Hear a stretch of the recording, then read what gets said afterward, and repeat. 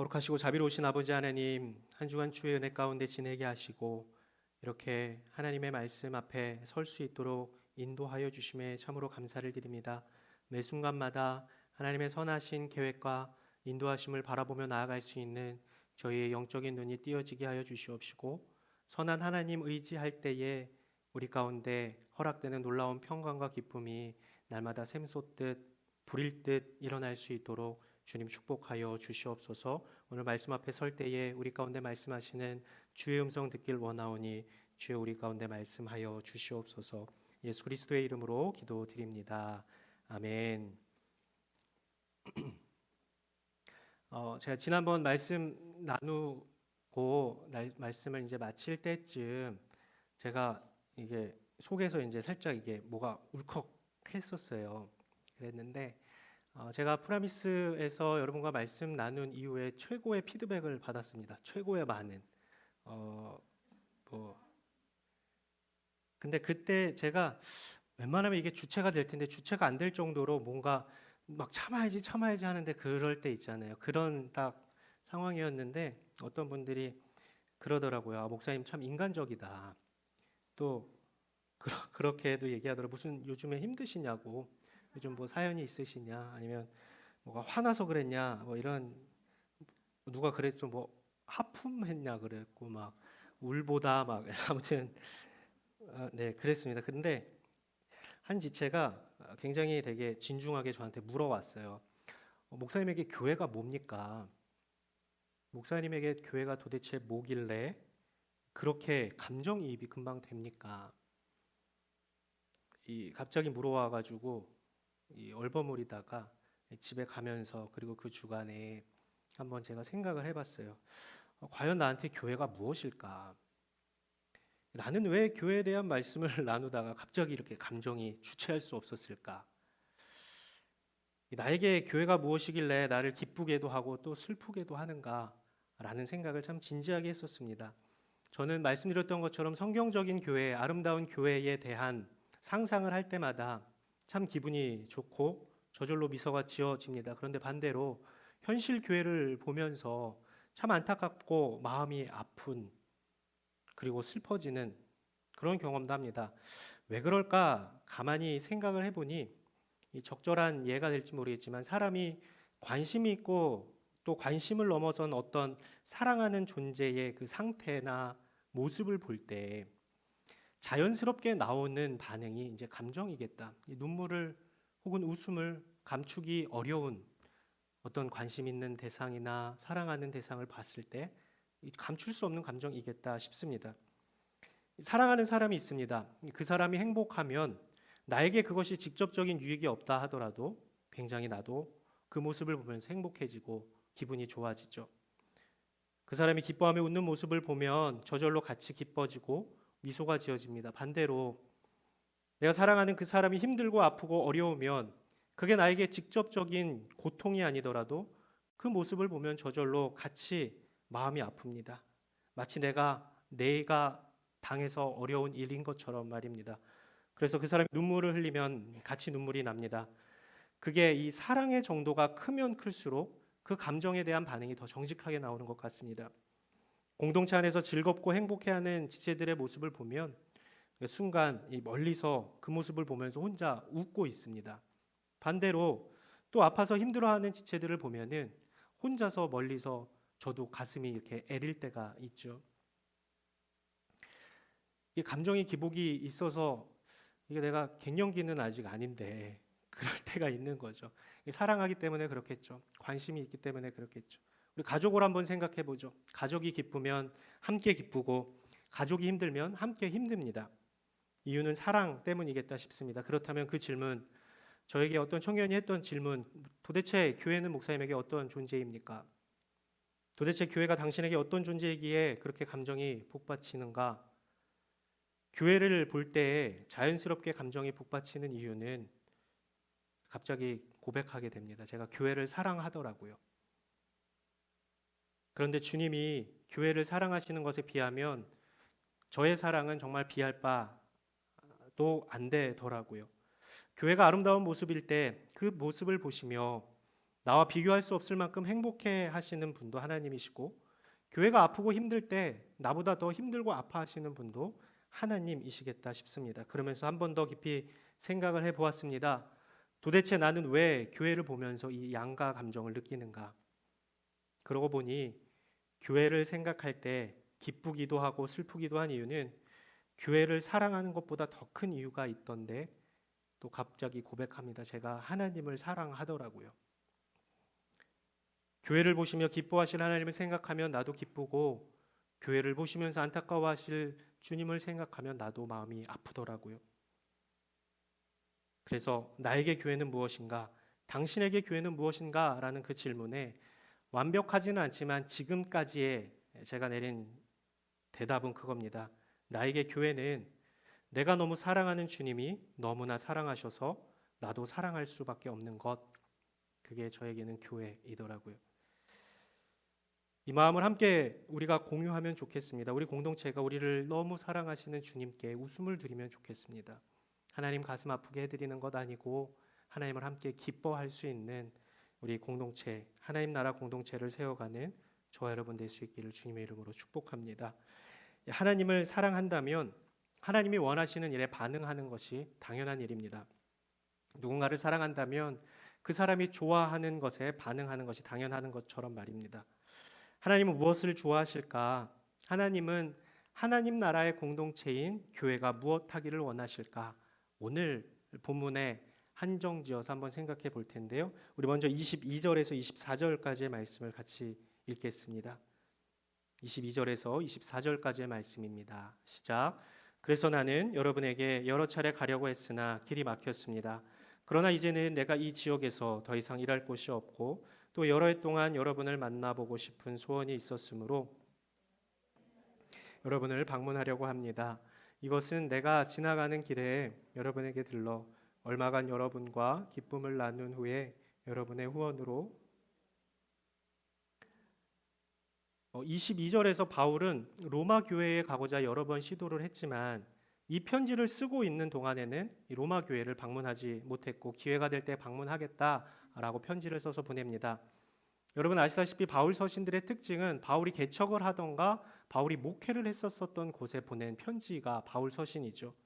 그런데 이 로마서는 이 로마 교회에 바울이 한 번도 방문하지 않았습니다.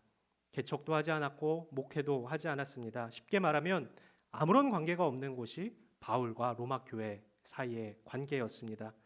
편지를 쓰는 바울도 로마 교회 입장에서 보면 굉장히 뜬금없는 것이고 또 바울도 어찌 보면 뜬금없는 편지를 로마 교회에 쓰고 있는 것이죠. 그런데 내용만큼 이 로마서 내용만큼은 어떤 서신서보다 논리적이고 체계적입니다. 바울은 로마 교회에 방문하기를 간절히 바랬습니다. 그러나 22절에서 본 것처럼 여러 차례 가려고 했지만 길이 막혔다. 그렇지만 여전히 로마 교회 방문하기를 바라는 마음에 24절에 보면 스페인에 갈 때 내가 들르도록 하겠다라고 편지를 써요. 이 말씀을 보면서 몇 가지 궁금증이 생겼습니다. 첫 번째, 왜 스페인인가 하는 거죠.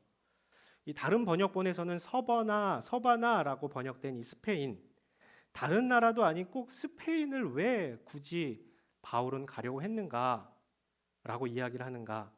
이 당시에 이 서바나, 이 스페인은 유대인들의 세계관에서 예루살렘을 중심으로 서쪽 땅끝이 스페인이었습니다. 사도 바울은 자신이 유대인이지만 이방인의 사도로 부름받았다라는 확신이 있었고 그는 사도행전 1장 8절에 땅끝까지 이르러 내 증인이 되리라 라고 말씀하신 그 주님의 명령에 순종하는 마음이 있었던 거죠. 스페인으로 가려고 한다는 말이 바로 당시 땅끝이라고 여겨진 곳으로 가겠다라는 바울의 의지였던 겁니다. 언제가 되었든 스페인으로 가야 하면 사명적 기정 사실이었고 그 길에 로마에 들러서 교제하기 원한다고 이야기한 겁니다. 두 번째 궁금증입니다. 22절에서 로마에 여러 번 가려고 했는데 길이 막혔다. 그럼에도 불구하고 스페인 갈 때 내가 로마를 들를 것이라고 편지를 쓰는 것.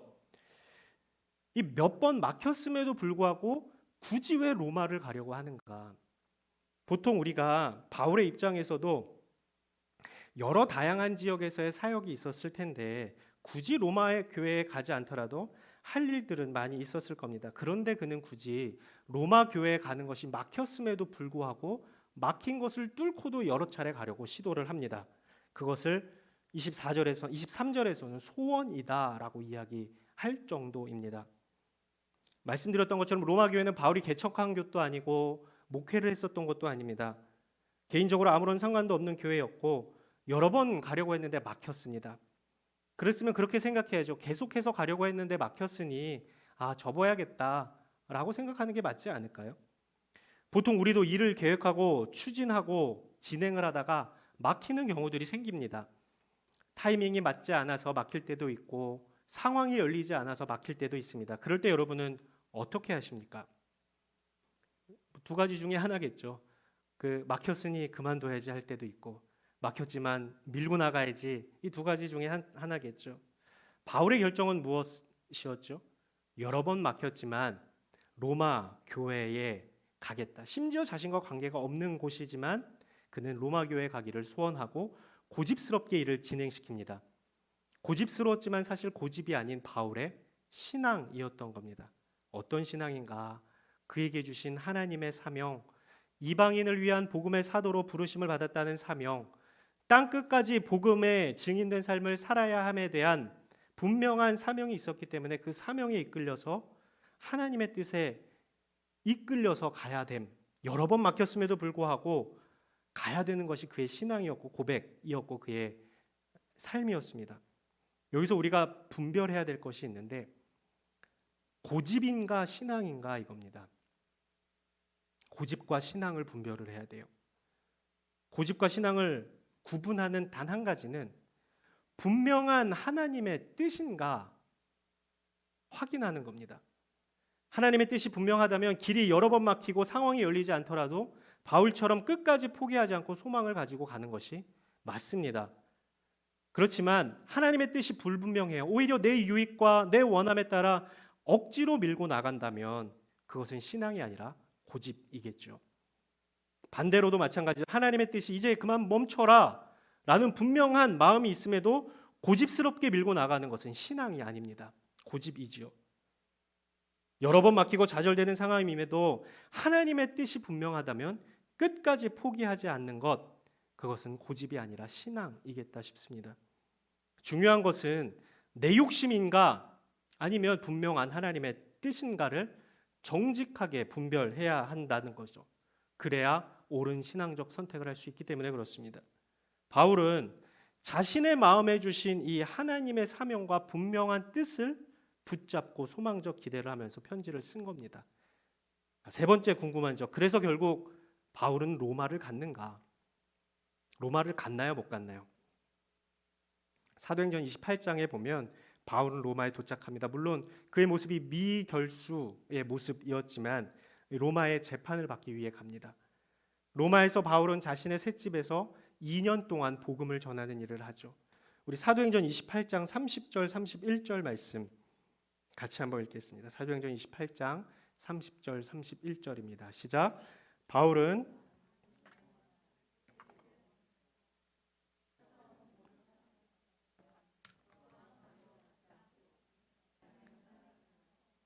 주 예수 그리스도에 관한 것을 가르쳤습니다. 혹시 그 생각 안 드세요? 사도행전이 로마서보다 앞에 있는데 이 사도행전 28장 말씀이 로마서보다 나중 일이라고? 이 생각 혹시 안 드세요? 생각이 안 드시는 겁니까? 생각이 없으신? 사도행전이 훨씬 앞에 있는데 로마서가 뒤에 있잖아요. 예, 보통 이 사도행전의 이 기록 시기가 로마서 보다 한 6년에서 10년 정도 빠릅니다. 그러니까 로마서가 쓰여진 시기보다 이 사도행전이 쓰여진 시기가 늦죠. 사도행전 시기가 늦어요. 근데 사도행전이 시작할 때가 언제였냐면 예수님께서 승천하신 것부터 시작이에요. 그래서 이 시기적으로 길 뿐이지 이 글이 마무리된 시기는 바울이 로마서를 쓴 시기보다 늦습니다. 아무튼 바울은 여러 번 막혔던 로마로 향해서 복음을 전하는 것이 하나님의 뜻임을 알고 믿었기 때문에 그것이 사랑하는 주님의 원하심을 확신했기 때문에 로마에 가길 소망했었던 겁니다. 중요한 것은 사랑하는 주님이 주신 분명한 마음 때문에 반응하는 것, 그것이 막히고 좌절된다 하더라도 포기하지 않는 것, 그것이 바울의 신앙이었었던 거죠. 그래서 우리는 분명한 하나님의 뜻을 분별하는 지혜를 달라고 기도해야 됩니다. 이것이 하나님의 분명히 나에게 주시는 선명한 뜻이 맞는지 아니면 내 생각인지 내 욕심인지를 분별해야 이게 고집으로 끝날지 신앙으로 하나님께 영광이 될지를 결론 짓게 하는 거기 때문에 그렇습니다. 자, 그러면 오늘 본문에 나오는 분명한 하나님의 뜻은 무엇인가? 하나님을 사랑하는 사람으로서 그리스도 공동체로서 마땅히 따라야 할 하나님의 뜻은 무엇일까? 우리 24절 말씀 한 번 더 읽겠습니다. 로마서 15장 24절 말씀 시작. 내가 스페인에 갈 때 여러분을 방문하려고 합니다. 이것은 내가 지나가는 길에 여러분에게 들러 얼마간 여러분과 기쁨을 나눈 후에 여러분의 후원으로 그곳에 가기를 원하기 때문입니다. 바울이 스페인을 가려고 한 이유는 복음 전하기 위함이었습니다. 그리고 이 복음 전하는 일에 로마의 성도들이 기쁨으로 후원해 주길 요청하고 있습니다. 말은 후원이지만 이는 곧 바울의 복음 전도 하나님의 선교에 함께 참여하길 요청하고 있다라는 거예요. 후원 자체, 후원과 선교를 구분하는 게 아니라 후원도 총체적 선교의 하나라는 겁니다. 그러면서 이 확장적 선교의 모습의 한 예를 자신의 여정을 통해서 이야기합니다. 우리 25절에서 27절까지의 말씀 같이 읽겠습니다. 25절에서 27절. 그러나 지금은 성도를 섬기는 일로 예루살렘으로 가는 길입니다. 이는 마케도니아와 아가야 사람들이 예루살렘의 가난한 성도들을 위해 기꺼이 얼마를 기부했기 때문입니다. 그들이 기쁨으로 그렇게 했지만 사실 그들은 예루살렘 성도들에게 빚진 사람들입니다. 만일 이방 사람들이 그들의 신령한 것들을 나눠 가졌으면 육신적인 것들로 그들을 섬기는 것이 마땅합니다. 1세기 초에 예루살렘 교회는 모든 교회의 모체가 되는 교회였습니다. 예루살렘 교회를 통해서 많은 지역에 복음이 전해지고 교회가 세워졌습니다. 그런데 그 예루살렘 교회와 성도들이 가난으로 힘든 시간을 보내고 있었던 것 같습니다. 이 사도행전 기록에 보면 당시에 예루살렘이 기근 때문에 먹고 사는 것조차 힘든 상황이었다고 하는데 그 상황에 예루살렘 교회를 통해 복음을 전해들은 마케도니아와 아가야의 교회들과 성도들이 후원한 것을 가지고 예루살렘을 향하는 중에 바울이 있다라고 이야기를 하는 거예요. 이러한 구제와 후원이 선교라는 이 큰 틀 안에서 해석되는 것처럼 스페인의 복음을 전하기 위한 선교에 로마 교회가 함께 참여하면 좋겠다라고 이야기를 하는 거예요. 우리 28절, 29절 말씀 같이 읽죠. 28절, 29절입니다. 그러므로 내가 이 일을 마치고 그들에게 이 열매를 확실히 전달한 후에 여러분에게 들렀다가 스페인으로 가려고 합니다. 내가 여러분에게 갈 때 그리스도의 충만한 복을 가지고 갈 줄을 압니다. 근데 참 바울이 대단한 게 말씀드렸던 것처럼 바울은 로마 교회와 아무 상관이 없는 사람이었습니다. 일면식도 없고 그들과 교제를 해본 적도 없습니다. 그런데 너무 당당하게 마치 돈 맡겨놓은 사람처럼 후원하라고 이야기를 해요. 참 대단하지 않나요? 근데 사실이 바울이 후원을 요청하는 것이지만 다시 생각해 보면 바울은 로마 교회가 하나님의 선교에 함께 참여할 수 있도록 초청하고 있는 겁니다. 돈 내놔라, 후원해라 이 얘기가 아니라 이 위대한 하나님의 선교에 당신들을 초청합니다. 이 선교에 우리가 동참합시다라고 로마 교회를 초청하고 있다라는 겁니다. 바울이 그리 당당할 수 있었던 것, 그리 당당하게 후원하라라고 이야기할 수 있었던 것은 그 일이 무엇이요? 이 하나님의 선교가 너무나도 위대한 일이기 때문에 그렇습니다. 왜 위대한 일입니까? 여러분 선교 많이 하셨죠? 아울리치 많이 하셨고 또 아울리치도 앞으로도 하실 것이죠. 선교를 위대하다고 여러분 생각하시나요? 선교가 위대한 일이라고 여겨지시나요? 선교가 위대한 일인 이유는 피조물인 인간이 창조주이신 하나님과 동역하는 것이기 때문에 이것이 위대한 일이라는 거예요. 피조물인 인간이 창조주이신 하나님을 기쁘시게 해드릴 수 있는 일, 복음 전하는 일이기 때문에 그래요. 그게 너무나도 분명하기 때문에 바울은 전혀 거리낌이 없었던 것이죠. 이 일에 혹시라도 반대 부딪히고 어려움이 있었다 할지라도 바울은 아마 계속해서 선교에 동참할 것을 촉구했을 겁니다. 마치 로마 교회에 가는 것이 여러 번 막혔음에도 선명한 하나님의 뜻임을 알고 포기하지 않고 소망하면서 나아갔던 것처럼 말이죠. 이것이 자신의 원함과 만족이 아닌 하나님의 뜻, 하나님의 원하심, 하나님의 만족과 기쁨이 바로 선교라는 분명한 사실을 알고 있었기 때문에 그는 당당하게 로마 교회의 선교 동참을 독려하고 있는 것이죠. 지금도 선교는 계속되고 앞으로도 선교는 계속되어야 합니다. 여러분, 교회가 먼저일까요? 선교가 먼저일까요? 교회가 있기 때문에 선교하는 걸까요? 선교의 결과가 교회일까요? 선교의 결과가 교회입니다. 한국의 교회들이 세워진 이유가 뭡니까? 선교사님들을 통해서 그런 거예요. 복음이 먼저입니다. 교회가 먼저가 아니라 복음이 먼저예요. 선교사님을 통해 한국교회가 세워졌습니다. 불모지 같은 낯선 땅에 복음 하나 들고 온 선교사님들이 한국교회를 세웠고 계속해서 선교를 통해 교회가 세워지고 복음의 기쁜 소식들이 계속해서 전해져야 합니다. 막히고 막혀도 넘어지고 넘어져도 계속해야 하는 일이 바로 선교입니다. 왜냐하면 그것이 분명한 하나님의 뜻이기 때문에 그래요. 하나님 나라 공동체는 하나님을 사랑하는 공동체입니다. 그렇기 때문에 하나님을 사랑한다면 하나님의 뜻하심에 반응하는 것이 마땅합니다. 그렇지 않다면 내가 과연 하나님을 사랑하는 게 맞는지부터 다시 확인해야 됩니다. 무엇인가를 하고 안 하고의 문제가 아니라 내가 하나님을 사랑하는 것이 맞는가 아닌가를 다시 재확인해야 한다라는 거예요. 오늘 말씀을 통해 알 수 있는 하나님의 뜻은 무엇입니까? 복음 전함입니다. 선교입니다.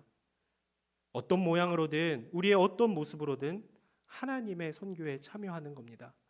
피조물인 우리가 창조주이신 하나님의 일에 참여함으로 하나님으로 하여금 위대해지는 영광을 맛보는 것이 바로 선교입니다.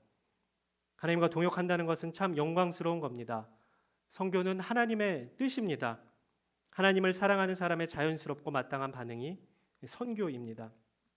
아까 교회 광고에서 말씀드렸던 것처럼 올해 코로나 3년을 마치고 이제 해외 아울리치를 진행하고 준비됩니다. 교회 전체적으로 다시 열리게 되죠. 그렇게 생각하실 수도 있으실 거예요. 빨리 가야 7월이고 8월인데 벌써 아직까지 6개월, 몇 개월 남은 거죠? 5개월, 4개월, 5개월 남았는데 벌써부터 이럴 일이 있냐? 예, 벌써가 아니라 이미부터 우리는 선교를 위해서 준비했었어야 됩니다. 왜요? 그것이 하나님의 뜻이기 때문에. 하나님을 사랑하는 공동체가 하나님 공동체입니다. 하나님을 사랑하는 공동체는 하나님의 뜻을 이루어 드리는 공동체이죠. 하나님의 뜻은 오늘 본문에서 뭐라고 이야기합니까? 복음 전함이다 라는 것을 우리가 기억하면서 지금부터 우리가 함께 사랑하는 주님을 묵상하며 기도하며 선교에 동참하기를 준비하면 좋을 것 같습니다. 그리고 그 하나님께서 베푸실 은혜를 기대하는 저와 여러분 될 수 있기를 주님의 이름으로 축복합니다. 제가 기도하겠습니다. 사랑하는 주님, 우리 공동체가 정말로 주님만 사랑하는 공동체 되게 해주십시오. 그래서 사랑하는 주님께서 원하시는 이 복음 전함에 마땅히 기꺼이 당연히 동참하는 저희의 삶이 될 수 있도록 인도하여 주시옵시고, 막히고 막히더라도 넘어지고 넘어지더라도 하나님의 선하신 계획과 우리를 향하신 하나님의 뜻이 흔들리지 않음을 분명히 붙잡고 나아가는 신앙의 고백을 주께 올려드릴 수 있는 저희의 삶이 되게 하여 주시옵소서. 바울처럼 자신의 유익을 위한 고집이 아닌 하나님을 향한 우리의 신앙으로 영광 올려드리는 프라미스 공동체, 하나님의 공동체 될 수 있도록 주님 축복하여 주시옵소서. 예수 그리스도의 이름으로 기도드립니다. 아멘.